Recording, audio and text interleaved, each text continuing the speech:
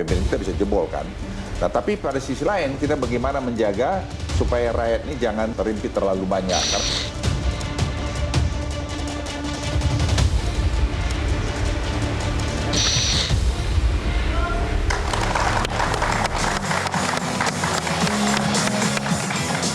Ya, beberapa dampak yang sempat dikhawatirkan adanya kenaikan inflasi, kemudian juga membebani biaya produksi, termasuk juga UMKM, sampai juga dampak sosial seperti meningkatnya kemiskinan dan juga efek ke kriminalitas. Ada banyak statement yang dirasa mungkin bisa menjadi solusi. Kalau saya sih sebenarnya merasa itu hanya bumbu-bumbu aja yang tidak konstruktif dan produktif. Seperti yang tadi sebelum jeda saya sampaikan, ya sudah untuk mengantisipasi harga kebutuhan pokok yang semakin mahal, tanam cabai dan bawang saja di rumah. Nah, statement-statement yang kayak gitu tuh apa iya dikalkulasi dan bisa membantu untuk menurunkan atau menjaga inflasi kita? Ya sebenarnya gini Mbak Vi, kalau misalnya tadi suruh menanam cabai sendiri itu kan juga sulit ya, maksudnya nggak semua orang juga bisa bertanam ya kan. Cuman memang solusinya sekarang ya berarti ya beralih ke transportasi publik gitu ya. Kita harus melihat gitu bagaimana cara beralih gitu. Terus kemudian juga melihat ke depan gitu ya. Memang ke depan situasinya sulit gitu ya. Presiden juga sudah bilang ke depan sulit. Nggak cuma di Indonesia aja, di luar negeri juga semua harga-harga sudah naik gitu ya. Begitu. Nah, memang intinya komunikasi publik sih untuk dari pemerintah bagaimana memberikan ekspektasi publik ke arah sana gitu, ke arah yang kenaikan harga tersebut gitu ya, sehingga masyarakat juga sudah akan tahu oh ke depan ini akan naik harga-harganya, dia juga akan merubah pola konsumsi, pola ke transportasi publik gitu, itu dalam jangka pendek gitu. Estimasi kemudian naiknya Pertalite sekitar angka Rp10.000 per liter. Bagaimana Anda menilai itu? Ya, kalau tadi Bu Irma bilang jangan di atas 30% ya. Kalau dari kita mungkin pemerintah juga pasti sudah punya hitungannya ya. Dia udah punya simulasi. Tapi kadang-kadang hitungan pemerintah nggak cocok dengan hitungan kantong-kantong ibu-ibu. Iya betul. Jadi bagaimana itu? Kalau angka psikologisnya 10.000 apakah kemudian masih bisa diterima atau mungkin bisa ditekan lebih rendah dari 10.000? Ya harusnya memang kenaikannya moderat ya. Jangan langsung memberikan shock yang begitu besar gitu terhadap masyarakat gitu. Karena kan bagaimanapun juga penyesuaian itu harus pelan-pelan gitu ya agar tidak membuat kegaduhan terutama nanti menjadi keresahan sosial gitu. Begitu sih Mbak. Mas Tulus tadi Mas Tulus sempat katakan bahwa ini sekarang belum naik aja harga udah mulai naik. Jangan sampai kemudian beban 2 kali kenaikan harga itu ujungnya juga kan dibebankan atau ditanggung oleh masyarakat, terutama konsumen. Nah, mengantisipasi itu bagaimana dari sektor perdagangan, sektor industri bahwa ujungnya semua ujungnya dibebankan kepada si konsumen yang harus menanggung biaya-biaya ini. Gimana? Ya, saya kira yang ideal memang pemerintah harus menjamin soal supply chain-nya, ya, soal distribusi yang sering terganggu dan distribusi yang ada pihak-pihak tertentu yang mengambil untung menggunakan aji mumpung untuk menggunakan kenaikan BBM ini. Memang BBM tentu berpengaruh terhadap cost, terhadap biaya, tetapi berapa persen cost-nya kan bisa dihitung. Jangan sampai efek terhadap struktur harganya hanya katakanlah 3%, tapi dia menaikkan 20%. Ini kan ada ketidakadilan di dalam menentukan itu, sehingga harus dipastikan soal supply chain dari distribusi itu sama pemain-pemain besar yang sering mendistorsi pasar itu. Nah, sehingga dampak terhadap harga dari BBM itu adalah masih wajar. Nah, kalau pemerintah bisa mengendalikan itu, saya kira ya tidak akan terlalu berdampak terhadap end user, terhadap barang-barang yang ada itu. Dan harusnya dalam proses mengkalkulasi dan juga mempertimbangkan angkanya, kapan diumumkannya, pendekatan dan juga diskusi itu sudah dilakukan oleh pemerintah dong? Ya, memang seharusnya sudah dilakukan terhadap stakeholder-stakeholder utama, apakah itu pelaku usaha, asosiasi pelaku usaha. Tapi buktinya harga tetap naik meskipun BBM belum naik. Ya, kan kenaikan ini bukan soal BBM saja, tapi juga faktor global tadi kan. Ini kan memang terakumulasi, sayangnya dan tragisnya ini terakumulasi dalam faktor-faktor global itu, sehingga memang pemerintah saya kira sangat hati-hati dalam mengambil keputusan karena indikator-indikator itu bukan hanya dampak psikologis BBM tapi juga perang Ukraina dan juga nanti kalau sampai perang China Taiwan terjadi itu akan semakin complicated persoalannya.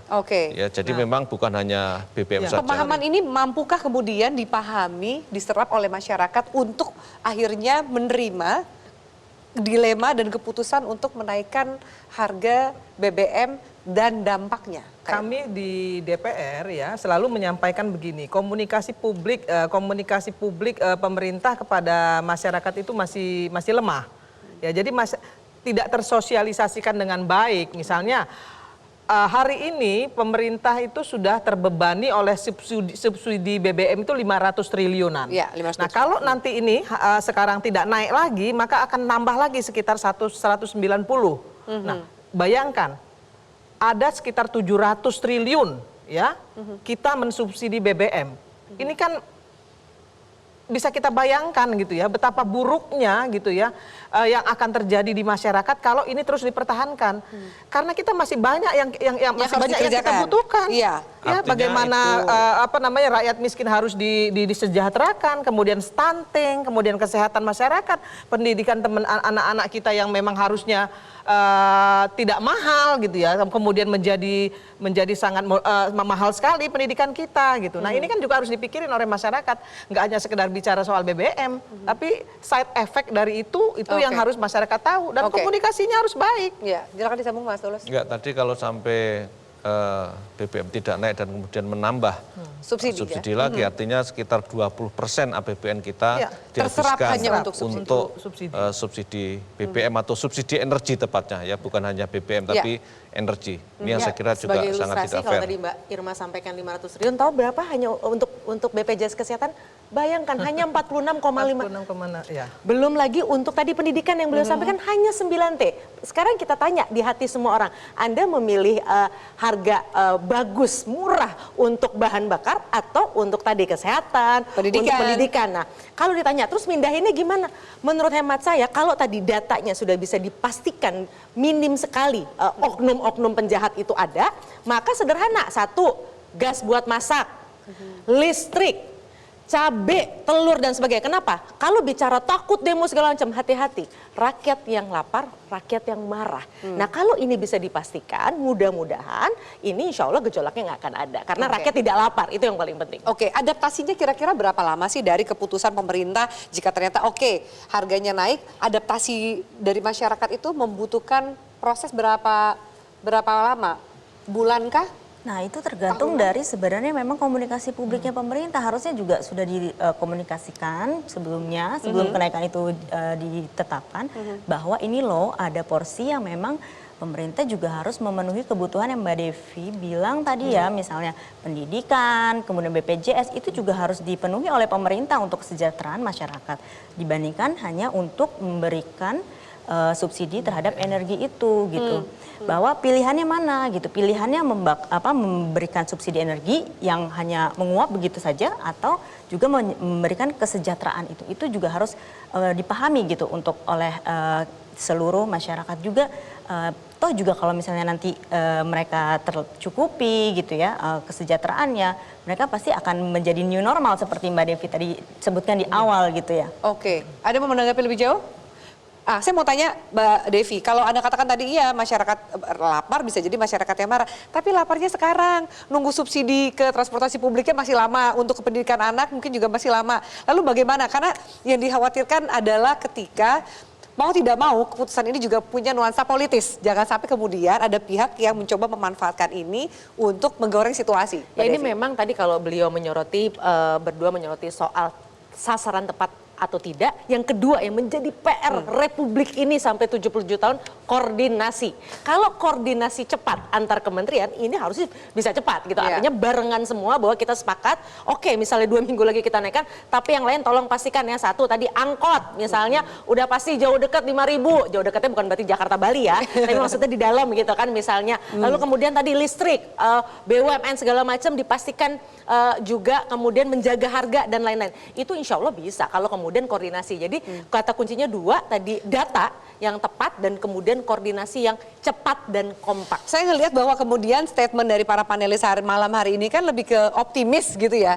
Tapi mungkin agak berbeda kalau kita lihat jangan-jangan besok atau beberapa hari ke depan antrian di SPBU semakin panjang. Harga telur ya semakin mahal. Jangan sampai solusi yang ya kalau harga cabai mahal tanam aja lah. Oke, harga telur mahal kita pelihara ayam. Itu kan omongan oknum-oknum atau apa namanya birokrat yang nggak cerdas. Tapi buat saya Nggak komunikasi konstruktif. politik itu yang komunikasi yang Makanya saya bilang mengganggu, tadi, Kak Irma. ya itu yang saya bilang tadi, itu birokrat atau yang ngomong begitu tuh sebenarnya nggak cerdas, nggak melihat ya bagaimana solusi itu harusnya tidak seperti itu. Kalau cabai naik tanam cabai.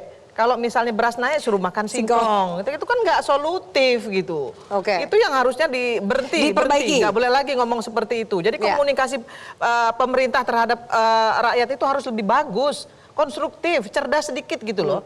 Ya, agar masyarakat itu tahu gitu ya bahwa apa yang tersampaikan ke masyarakat itu masyarakat bisa nerima gitu. Tapi kalau ngomongnya seperti tadi pasti masyarakat bilang geblek lu ya. Orang beras naik suruh makan singkong. Lu aja makan singkong. Jangan gitu. sampai kemudian rasa data sama rasa di hati masyarakat itu nggak terwakili. Itu loh yang saya khawatirkan. Itu yang nggak Saya boleh ingin terjadi. mengomentari soal antrian di SPBU yang mungkin terjadi juga untuk solar dan segala macam Iya. ya. Ini kan antrian itu terjadi karena pemerintah, khususnya Menteri Keuangan kan memerintahkan kepada Pertamina untuk mengendalikan. Ya. Karena tidak ada kenaikan ya dikendalikan dalam arti kuotanya dibatasi. Mungkin seperti itu ya. Karena apa? Karena kalau tidak nanti siapa yang nanggung? Saat ini pun yang tadi kita Pertamax sebut harganya masih di bawah harga pasar, bukan disubsidi oleh pemerintah tapi Iya. disubsidi oleh Pertamina. Ini yang sebenarnya tidak boleh. Iya. BUMN tidak boleh mensubsidi, itu ranah negara. Nah, ini artinya pilih mana? Kalau nanti tidak naik tapi kuotanya dibatasi, di lapangan akan terjadi kesulitan-kesulitan. Makanya kemarin ketika wacananya adalah pengendalian, saya bilang ke pemerintah dan juga Pertamina, kalau pengendalian itu ini akan menimbulkan komplikasi persoalan. Lebih baik kalau memang sudah tidak mampu, jangan pengendalian, ya sudah naikin saja. Mas, ada Gitu. juga salah satunya pakai aplikasi. Itu juga kemudian komunikasinya salah. Apa tanggapan Mas Tulus Ya, untuk aplikasi beli itu kan BBM pakai aplikasi? Memang itu sebenarnya bukan menggunakan aplikasi, tapi untuk mendaftar Pendata saja. kan? Itu kan Tetapi pendataan kan, sebenarnya. Itu juga pengawasannya akan susah karena tidak semua orang punya handphone, smartphone, tidak sinyalnya juga kurang baik dan segala macam. Jadi kalau memang sudah tidak punya uang untuk menambah subsidi ya sudah, mau tidak mau harus ada review harga. Ya, review harga itu ya kenaikan harga atau perubahan harga, karena kalau tidak ya nanti harga minyak mungkin terus naik ya karena kita masih impor dan kemudian semakin dekat dengan tahun politik, semakin berat kalau kemudian tidak diambil keputusan sekarang. Oke, itu menarik. Gitu. Kita lanjutkan, apa kemudian ini menjadi populis atau tidak populis keputusan ini? Dan selain urusan politik, urusan ekonomi, masih ada yang kita bahas. Lalu bantalan seperti apa yang harus disiapkan oleh pemerintah untuk menjaga kesejahteraan dari masyarakat? Tetaplah bersama kami.